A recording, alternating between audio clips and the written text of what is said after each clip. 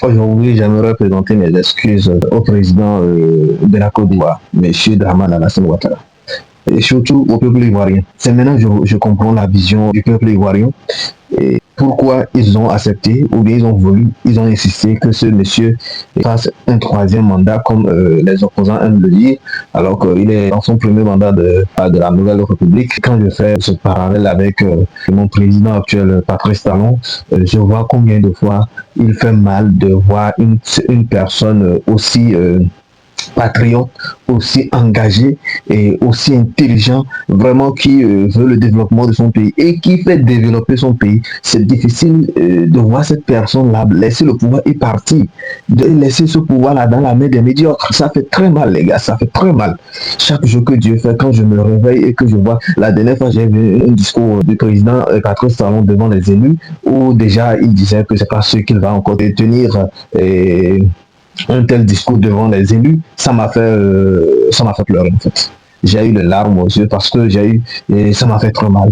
Ça m'a fait trop mal. C'est la première fois que je me dis que la Constitution, elle est mauvaise. Voilà. J'aurais bien voulu que nous soyons pas dans une démocratie, que ce monsieur-là reste éternellement au pouvoir. Sincèrement, ça m'aurait fait plaisir.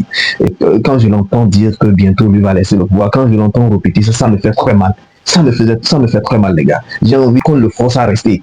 Hein? Dans ce contexte aussi important avec le Niger qui nous accuse de rien, j'aurais bien voulu qu'il reste au pouvoir et qu'il fasse ce bras de fer, qu'on montre une fois pour toutes au Niger que nous sommes un petit pays, mais nous sommes comme le Rwanda en fait. J'aimerais que lui-même il fasse un coup d'état constitutionnel. Et comme les putschistes, ils sont là, ils ont braqué les pouvoirs de l'État, et puis c'est eux qui trouvent à dire sur nos présidents qu'ils veulent un troisième ou un quatrième mandat. Mais c'est des cons, c'est des cons, c'est des cons. Un gars comme Tiani qui reste figé, vous voyez ses interviews, il parle, le gars il parle et puis il est figé. Il est figé, on sent qu'il est en train de lire, tout ce qu'il dit là, il est en train de lire ça sur un écran.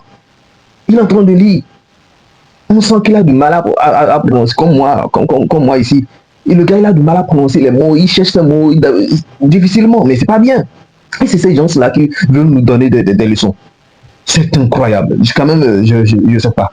J'ai la rage. J'ai la rage. Et Tiani ne peut pas nous... Il est figé sur l'écran. Il est figé. Moi, je sens. Si c'est la Russie qui écrit ses discours et puis on l'envoie et puis le journaliste vient. Il ne regarde pas le journaliste. Le journaliste est à sa droite. Le gars, il regarde devant. Tout est devant. J'ai entendu le président de IB disait que si un jour on abandonnait la langue française, que certains intellectuels deviendront automatiquement illettrés. Mais est-ce que vous vous entendez? Vous êtes aussi bête jusqu'à ce niveau-là. Les mots traduisent la pensée. C'est partout, c'est connu. Bon, si vous ne connaissez pas, moi, je ne sais pas. Dites-nous dans vos langues, c'est quoi la philosophie? La zététique, il y a des mots comme ça, il y a plein de choses comme ça. Comment vous arrivez à penser dans vos langues? Dans vos langues, comment vous arrivez à penser, les gars? Même Ousmane Sonko, moi, le premier ministre, c'est un gars que j'admirais beaucoup, mais il a commencé par dire des conneries, mais je ne comprends pas. Soyons un peu sérieux. Pourquoi vous parlez, oui, le Wolof, je comprends, mais des fois vous êtes obligé de mettre le français. C'est parce que votre langue est encore incomplète. Soyons sérieux. Les gens vont revenir ici me dire n'importe quoi, mais je vous comprends, je vous comprends. Il y a plein de choses qu'on ne peut pas penser parce qu'on n'a pas les mots pour penser. On n'a pas suffisamment de mots pour penser. Et donc notre pensée est limitée.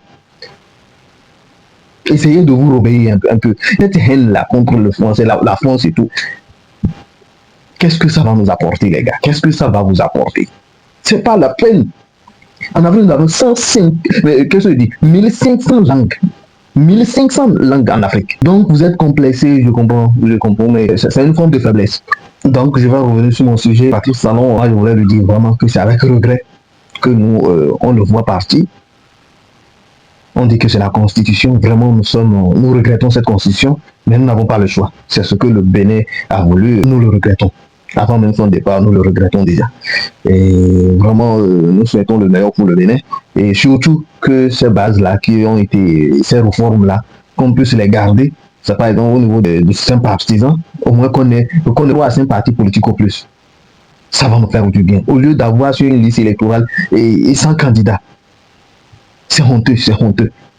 Voilà. Malgré les divergences avec l'opposition, avec Yahi et tout, mais on dit c'est Yahi qui va désigner le candidat de l'opposition et Talon le candidat de la mouvance, mais c'est très bien. Yahi aussi, ça l'honore.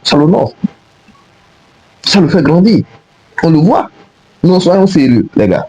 Ah non, et c'est l'hypocrisie en fait. Aujourd'hui, les démocrates, ils sont financés par l'État. Ils n'ont plus besoin d'aller chercher de l'argent ou d'aller voler l'argent quelque part pour venir financer les partis politiques.